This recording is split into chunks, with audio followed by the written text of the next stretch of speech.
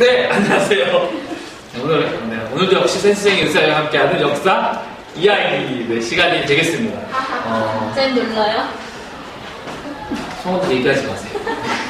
오늘은 우리 지난 시간에 정치사, 조선 후기 정치사에 대해서 살펴봤다면 오늘 이 시간부터는 조선의 경제 파트에 대해서 살펴보도록 하겠습니다. 특별히 조선 후기의 경제는 굉장히 중요한데요.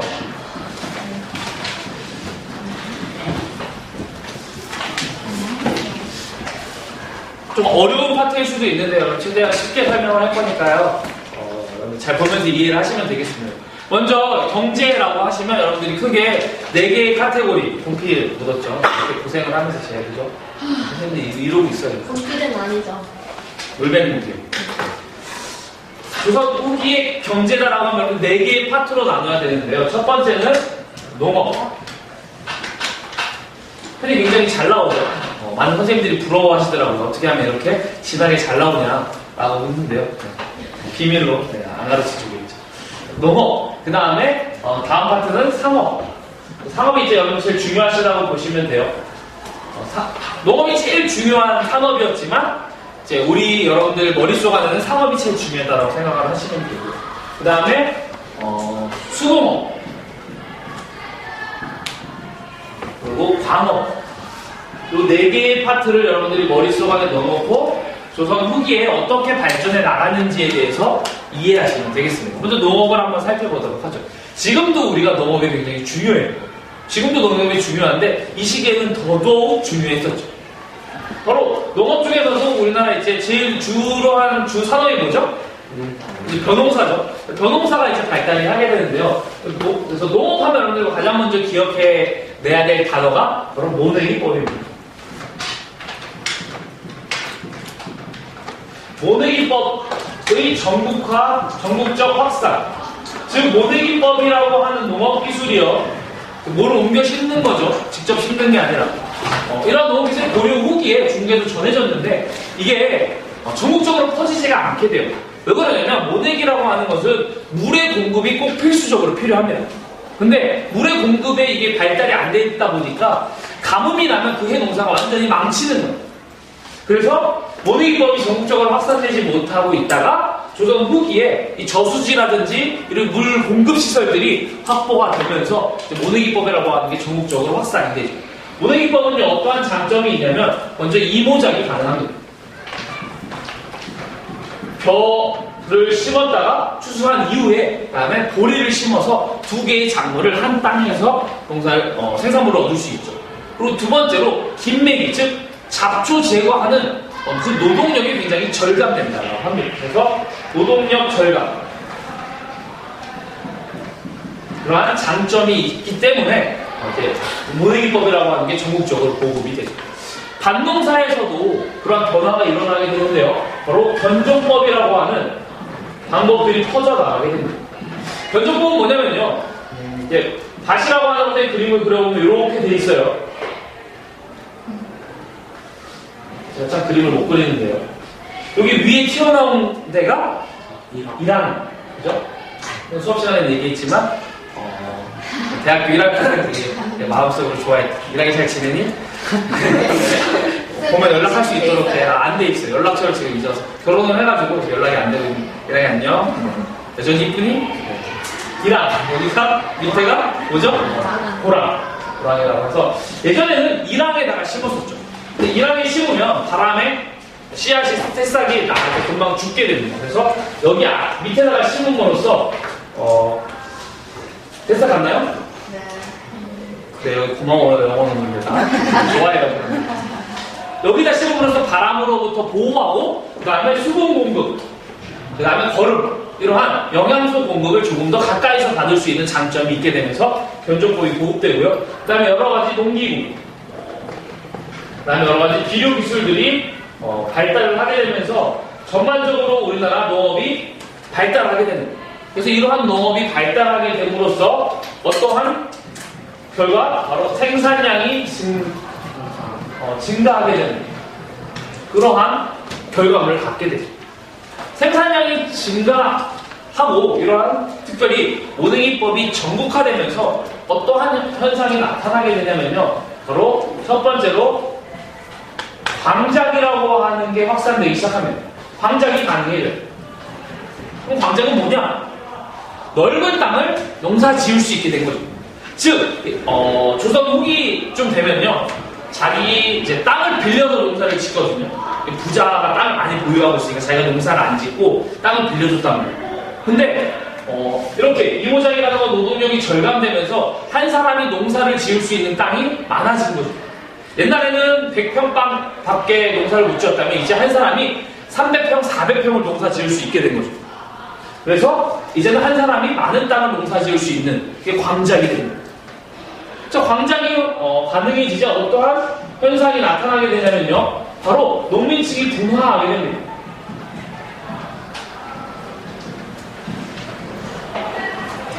어떻게 분화되냐? 바로 넓은 땅을 농사 짓는 사람들은 분홍층으로, 부자 농민이 된 거야. 분홍층을 형성을 하고, 그 다음에 이제는 한 사람이 넓은 땅을 하다 보니까 농사 지을 수 있는 땅이 없는 사람들이 있는 거야. 빌릴 수 없는 거죠. 그 사람들은 어떻게 전락을 하게 되냐면 바로 임금을 받고 일하는 임노동자로 변하게 됩니다. 그래서 다른 사람의 일땅을 받고 필요할 때만 1년 동안 자기 땅이 아니지, 그 수확물이 자기 게 아닌 거지. 그 사람이 필요를 할 때만 임금을 받고 일하는 임노동자라고 하는 그러한 존재로 전락을 하게 되면서 뭔가 안정성이 좀 떨어지게 되겠죠. 그래서 이러한 변화를 낳게 됩니다. 이게 바로 이러한 모습들에 의해서 나타난 사회적 현상이라고 볼 수 있죠. 이렇게 넓은 땅에서 농사를 짓고 생산량이 증대되자 또한 어떠한 모습이 나오냐면 굳이 그 땅에서 벼만 키울 일이 아닌 거예요. 훨씬 돈이 될 만한 것을 키우고 싶은 거죠. 그걸 뭐라 그러냐? 바로 상품 작물이라고 합니다. 상품 작물을 재배하기 시작을 하죠. 벼보다 조금 더 돈이 되는 것도, 담배라든지, 선생님 좋아하는 메론. 멜론이 맞니? 메론이 맞니? 메론이요? 멜론. 메론 빙수, 멜론 빙수. 멜론은 그거 아니에요? 로마? 그래서 그런가? 헷갈리나? 왜 멜론이요? 메론 때문에 멜론이라고 부르는 거 아니야? 멜온. 멜론. 멜온. 멜론이요? 네. 멜론 아니야? 멜론. 멜론. 노래 듣는데. 노래 듣는 데가 멜론이라고? 멜온. 영어로 멜온. 멜론 아니야? 아닐걸요? 이걸걸? 멜온 이게 아니에요? 듣고 있는 친구 한번 찾아보세요. 이거 말고 멜론. 멜론이지. 멜론이야. L자 아니야, L? L이면 다음에 리을이 들어가잖아. 멜온 아니에요? 멜론이야? 아, 제가 쳐볼게요. 멜론. 멜론. 그 다음에 L, 기본 멜론. 참 쓸데없는 얘기하고 있네요, 그죠? 수업하면서. 정말 중요한, 멜론 먹고 싶어요, 그죠? 지금 되게 몸이 허해서 지금 이거 끝나고 선생님, 다른 선생님들이랑, 영어는 맞아요. 그래요. 누룽지 닭백숙 먹으러 가고 싶네요. 누룽지 닭백숙에다가 막국수 깔끔하게. 멜론도 멜론이네요. 그럼 둘 다 맞다니까? 멜론인데. 그럼 멜론도 맞고 멜론도 맞을걸? 영어잖아. 근데 둘 다 맞지 않나요? 대답 좀 해줘. 도와주세요. 아는 친구 없어요? 멜론이에요, 멜론. 멜론이 맞지? 멜론이잖아. 멜론이 맞는 거. 봐봐. 멜론이 맞다니까? 미안해요, 진짜. 멜론이 먹고 싶어서요. 또, 여러분들 뭐 영상 보다든지 여러분 수업 듣는 친구들 중에 선생님 또 멜론 좋아한다고 또 멜론 막 또 썰어가지고 이렇게 막 지퍼백 이런 데다가 막 이렇게 락앤락 이런 데다가 싸서 아침에 막 얹어놓고 그러면 안 돼요. 그럴 일 없어요. 그럴 리 없죠. 그러니까 혹시나 또 그런 마음이 동해가지고 엄마한테 그냥 한국사 선생님 멜론 이만한 거 7,000원짜리 사다가지고 이마트에서 멜론 잘라가지고 막 갖다 주고 싶어 이러면 안 돼요. 알겠죠? 부탁드려요. 왠지 사다 주면 안 돼? 부담돼? 남자친구 해주겠다고 하다가 은하쌤도 해줘야지? 라고 하면서 해주면 안 돼요. 알겠죠? 사적인 얘기할 거거든요. 자, 이렇게 상품작물을, 미안해요. 상품작물을 재배를 해서 시장에 내다 팔기 위해서 물건을 만들기 시작을 하죠. 그 다음에 또 어떤 현상이 나타나게 되냐면요. 타조법이라고 하는 게 있었어요. 즉 땅을 빌릴 때 정률, 즉 50% 생산량의 50%를 그 땅의 주인에게 주고 자기는 그 반만 갖는 그러한 제도에서 무엇으로 바뀌냐면 이제 도조법. 이걸 외우려면 이렇게 해서 외워주세요. 타도. 미안해요. 도타 아니고 타도 이렇게 헷갈리지 않게 하는데 얘는 율제였다면 얘는 이제 일정한 금액을 정해놓고 정액제죠. 알면서 이렇게 좋아해요. 정액제야. 정액제죠. 청액제 아니고요. 정액제. 그래서 금액을 정해놓고 그러니까 이 금액만 그 땅의 주인에게 주면 그 이후에 나오는 수익은 다 자기 거가 되니까 더 열심히 일하게 되는 그러한 모습들이 나타나게 됩니다. 이러한 현상들이 나타나게 됩니다. 이러한 농업의 발달, 이러한 모습들이 나타나면서 이러한 현상들이 바로 어디에 영향을 주게 되는 거로 상업에 영향을 주게 됩니다. 우리도 그렇잖아요. 뭔가 돈이 남아야 내가 먹을 거 농사 지었는데 남아야 딴 데다 가서 팔 거 아니야. 그죠? 그러다 보니까 상업이 발달을 하게 되는데요. 조선 후기의 상업의 발달을 표현할 때는 이 한 문장을 여러분 기억을 하셔야 돼요. 바로 상품, 화폐, 경제의 발달을 기억을 하시면 되겠습니다. 빠르게 상품, 화폐, 경제의 발달. 머릿속에 싹 넣어놔야 돼요. 상품을 돈을 주고 파는 모습들이 이제 시장에서 많이 나타나기 시작한 거예요. 조선 전기까지만 해도 이러한 모습들이 많이 없었다라고 하는 겁니다. 그래서 여러분들이 첫 번째로 알아야 될 게 우선 요게 나타나게 된 그러면 배경이 무엇이냐? 방금 살펴봤던 거 첫 번째 무엇이 한정됐어요? 그렇죠. 농업 생산량의 향상을 줄 수 있고요. 두 번째 대동법의 시행. 우리 조성준 필기 보고 잘하고 있네요. 그죠? 대동법 시행. 대동법 시행으로 새롭게 등장한 상인이 누구죠? 공인. 그렇죠. 공으로 시작하고 인으로 끝나는 공인이 등장을 하죠. 국가에서 이제 필요한 물건을 특산물로 받는 것이 아니라 쌀과 돈으로 받은 다음에 그것을 공인에게 주고 물건을 사오게 하는. 그렇기 때문에 시장이 자연스럽게 발달하게 되죠.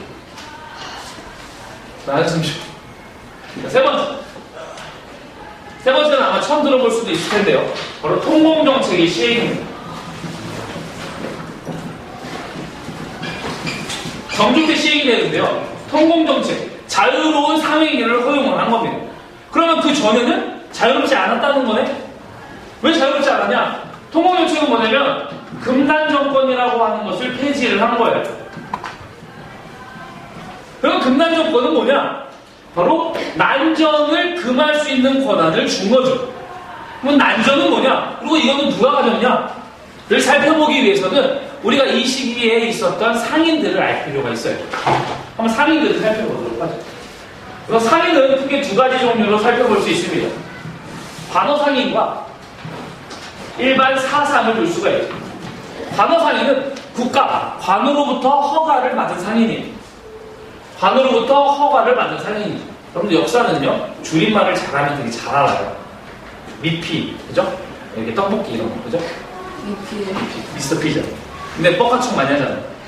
그죠? 이런 것처럼 줄임말, 관으로부터 허가를 받은 상인이죠.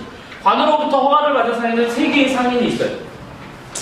하나는 한양에서 시전 상인이 있고요.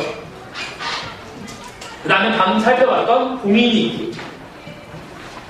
그 다음에 마지막으로 각 지역에서 장시를 연결하며 왔다 갔다 하며 장사를 하는 고로 시작하는 고부상이 있죠. 위에 막 많이 쌓아들고 다니던가 도자기를 두고 다니는 그런 상인들이. 특별히 사상으로는 뭐가 있었냐면 난전이라고 하는 상인이 있었는데요. 원래 서울에서 장사를 할 수 있는 건 시전상인이에요. 시전상인은 뭐냐면 국가로부터 허락을 받고 거기에다가 특정 물품을 납품을 하는 거예요. 뭐 예를 들면 고구마 스틱 먹어본 친구 아시겠지만 맛있죠?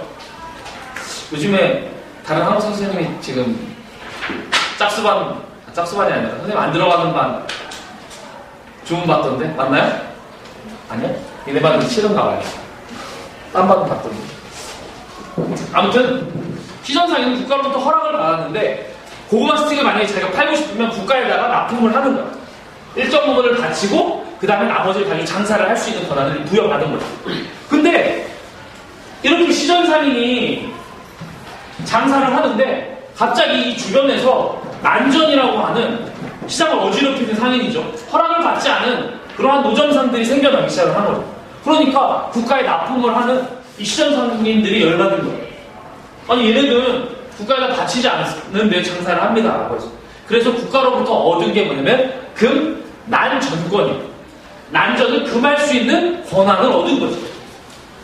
근데 이러한 금난정권으로 인해서 장사를 하고 싶어도 할 수 없는 사람들이 굉장히 많아진 거고, 농업 생산량이 발달하고 상품화폐 경제가 이제 발달하는 그러한 과정 가운데서 상업이 막 활발해지는 그런 분위기에서 이게 방해 요소가 오히려 되기 시작하는 거죠.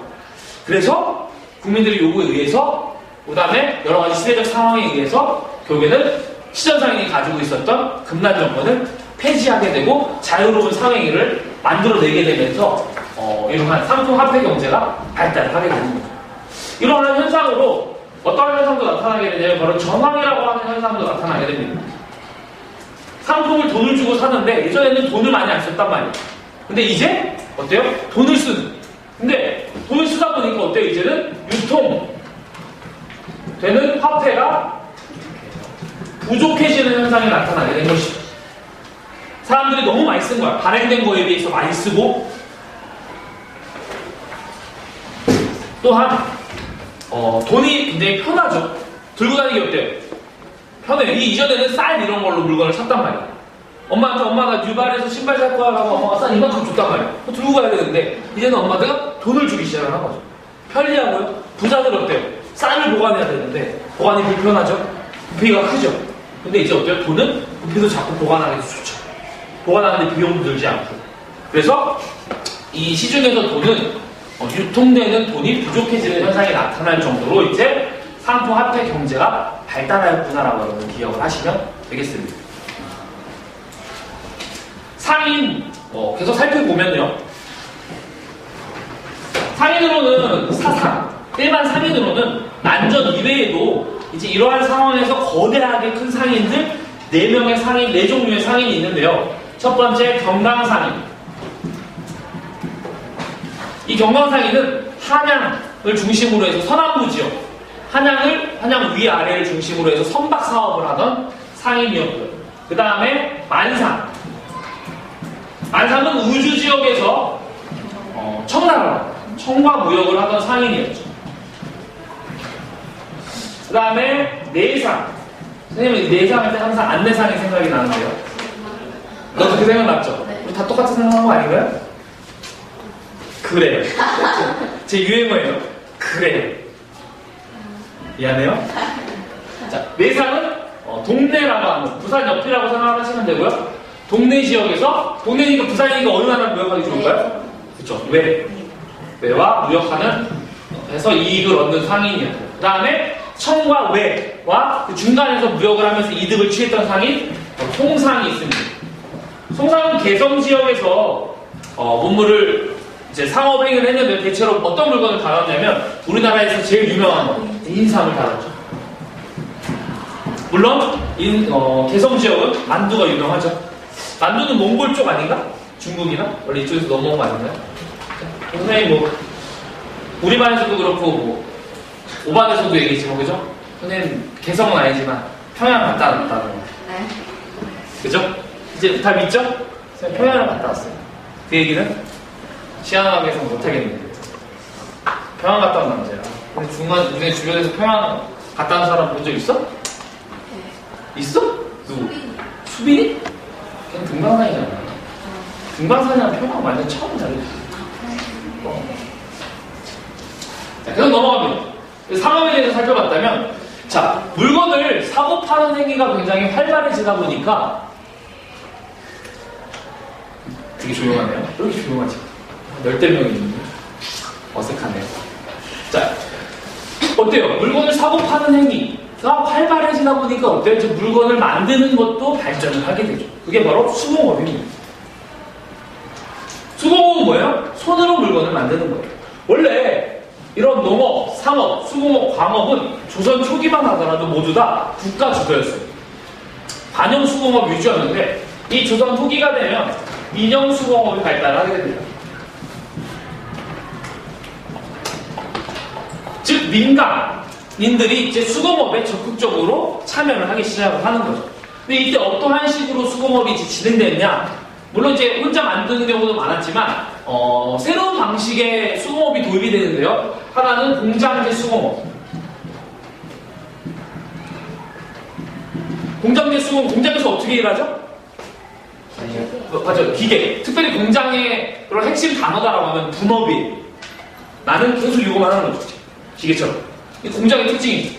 옆에 사람은 눈알만 붙이고, 옆에 사람은 코만 붙이고, 인형 만들고. 이렇게 분업을 해서 빠르게 만드는 거죠. 공장제 수공업이 그만큼 물건을 많이 생산해야 된다는 거죠. 그리고 두 번째, 선대제 수공업.